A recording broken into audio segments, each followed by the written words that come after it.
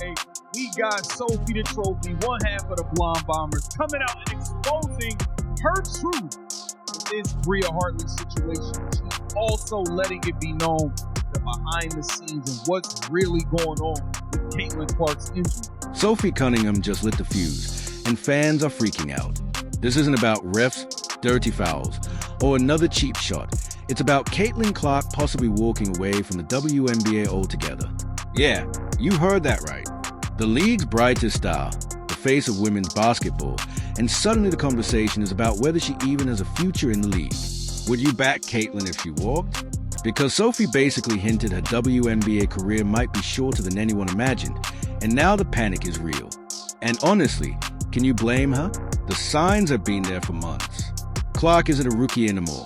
She's in her second year, and the league still hasn't figured out how to protect her.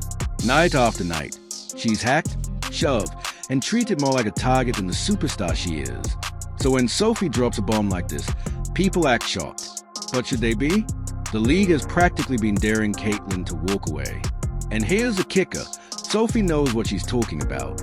She's been fined more times than anyone can count, yet she's still the one saying what everyone else is too scared to admit.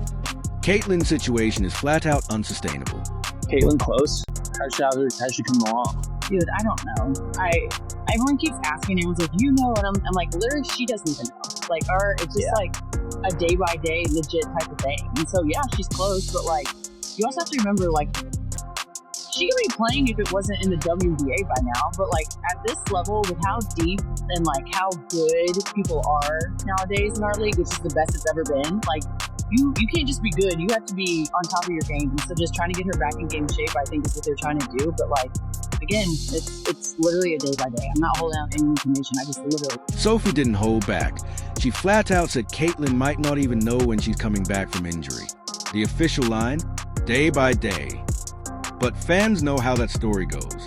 Day by day turns into week by week. And before you know it, the whispers shift to season over. You don't need to be a doctor to realize something doesn't add up here. And people are starting to connect the dots. Yeah, and she also would be able to play if this was not sumo wrestling, if this was not UFC, if you guys did not play rugby in these basketball games, she'd probably be able to get out there and do her thing. But she has to put on all this armor, which caused her to get hurt anyway. She had to put on all this armor because y'all don't play basketball. It is rugby out there. Then came the line that really shook fans. Sophie claimed Caitlin could already be playing if this wasn't the WNBA. Let that sink in. In another league, maybe even another sport, Clark will be back on the floor. But here, the margin for error is brutal. The refereeing is all over the place, and the politics feel more like high school drama than professional basketball. So instead of celebrating the fact that Caitlin packs arenas every night, we're stuck asking the unthinkable. Will she even play again this season? Or worse, will she even want to come back next year? Look, listen, Sophie, I love you trying to hold it down. We love that you trying to hold it down. We wish you a speedy recovery. But as far as what's going on in the WNBA, we are on them. We going to stay on them. It's not going to change. It's not going to change. We're on today nonsense. Let's call it what it is. Caitlin Clark doesn't need the WNBA. The WNBA needs her. The ratings, the ticket sales, the jersey numbers, everything exploded the moment Caitlin arrived. Take her out of the equation, and the fever fade into irrelevance. Arenas go half empty, and the league slips right back into the shadows. Caitlin brought the spotlight, but that spotlight is now exposing every crack in the system. Fans see the weak officiating. They see the selective punishments. They see how certain stars get protected, while Caitlin gets shoved, hacked, and then slapped with a whistle the second she dares to push back. I love Paige to death. Do not get me wrong. I think she's a hell of a player and would love to play with her one day. But those refs were giving her every freaking whistle last night. Like, you literally couldn't touch her. And that shit is so annoying to me. And that's the double standard Sophie was calling out. She can't even mention Paige without catching a fine. Meanwhile, Angel Reese can say Caitlin gets a special whistle, and nobody blinks. Coaches can rip refs and it's brushed off. But the second Sophie cracks a joke or points out favoritism, boom, her bank account takes a hit. That's not enforcement, that's targeting. And when the targeting seems to revolve around Caitlin, fans can't help but wonder, is this personal? Here's the uncomfortable truth for the league.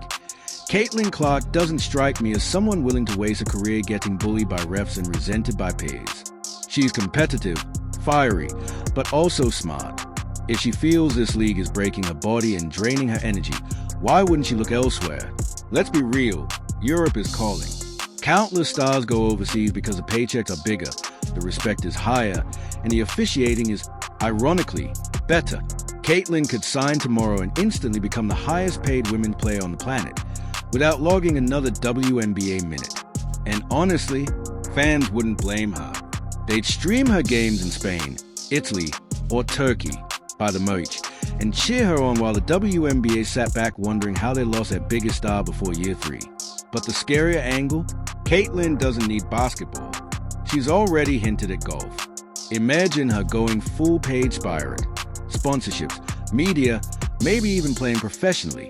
Tens of millions without eating elbows every night. That's the WNBA's nightmare. Not Caitlin leaving for Europe, but Caitlin saying, you know what? I'm done. I'm golfing. I'm building my brand. You guys can keep the chaos. And fans are already whispering it. Wouldn't Caitlin be happier out of the league? What if she just waits until the WNBA cleans itself up? When whispers like that turn into conversations, the league has a crisis. Because stars leaving isn't new. Maya Moore walked away. Liz Cambridge checked out. Plenty took breaks. The difference now? Caitlin isn't just a star. She's the biggest thing women's basketball has ever seen. If she walks, it's not a setback. It's an extinction-level event for the WNBA.